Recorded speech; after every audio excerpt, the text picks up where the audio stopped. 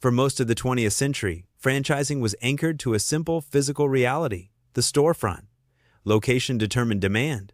Foot traffic determined revenue. Real estate determined power. The franchise model evolved around that constraint, allocating capital, risk, and control across thousands of physical sites. That anchoring assumption is now eroding. The future of franchising will not be defined by logos on street corners, but by delivery infrastructure, software-mediated demand, and the unbundling of brand from place. To understand where franchising is going, we first have to understand what problem it originally solved.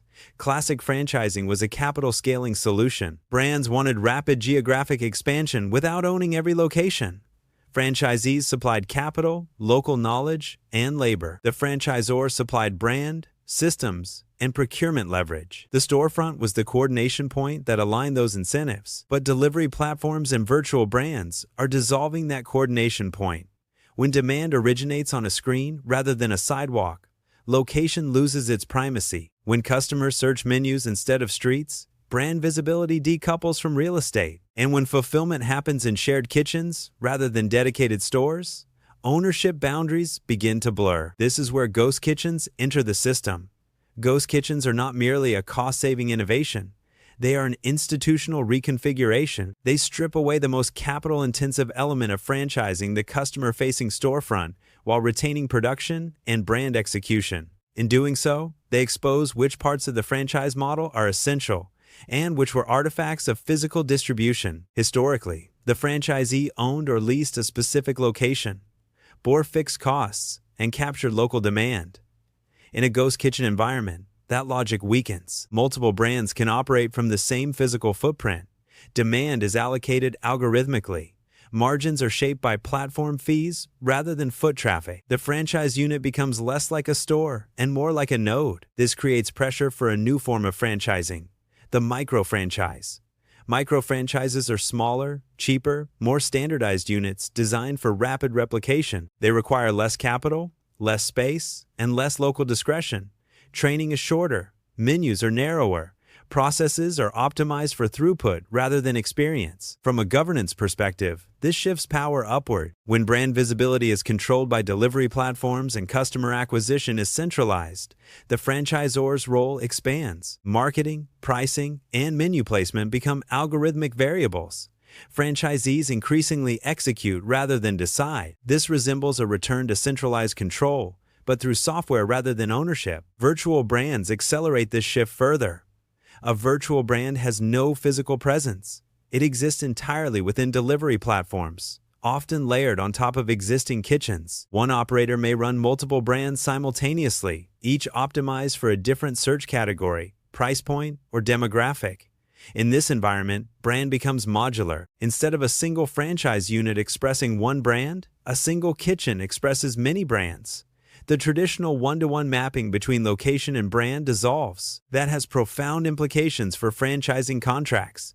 Territorial exclusivity becomes harder to define when demand is virtual. Brand standards must account for operators managing multiple concepts simultaneously. Enforcement relies more on data than on physical inspection. The franchise agreement begins to look less like a real estate partnership and more like a software license with operational requirements. Artificial intelligence amplifies this trend.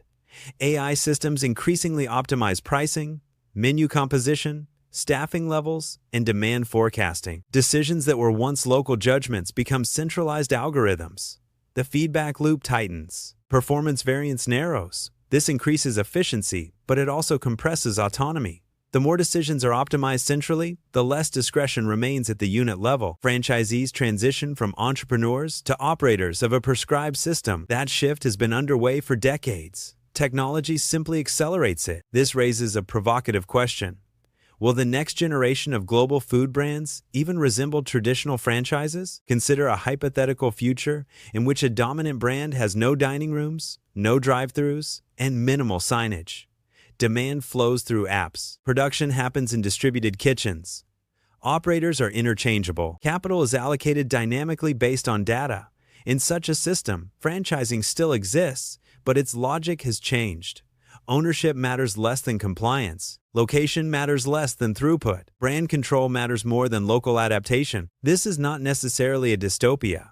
For many operators, lower capital requirements and reduced real estate risk are attractive. For brands, faster expansion and tighter control are rational goals. For consumers, convenience often outweighs ambiance. But institutionally, the trade-offs are real. As storefronts disappear, so does a key source of franchisee leverage. Real estate ownership historically gave franchisees bargaining power.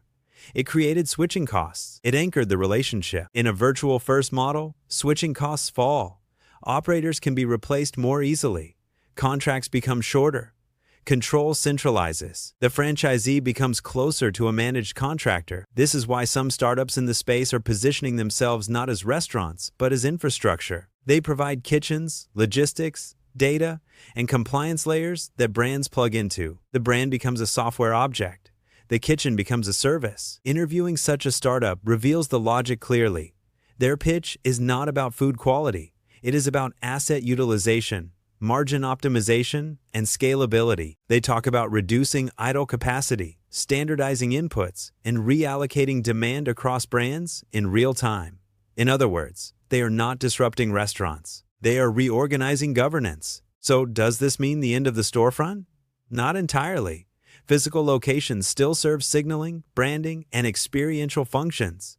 They anchor trust. They generate visibility. They function as marketing assets as much as sales channels. But their role is changing. The storefront becomes optional rather than essential, a flagship rather than a network, a brand theater rather than a distribution system. The franchise model will adapt accordingly. Future franchising is likely to bifurcate. On one end, highly controlled, delivery-first systems optimized for scale and efficiency. On the other, experiential, location-centric concepts where the physical space is the product. What disappears is the middle. Standardized storefronts justified primarily by distribution rather than experience. The deeper point is institutional. Franchising has always been a response to constraints. As those constraints shift from physical to digital, the architecture follows. Capital, control, and risk are being reassigned in real time. The next McDonald's may still exist, but it may not look like a building. It may look like a network. For continued institutional analysis of markets, governance, and organizational design under technological change, subscribe.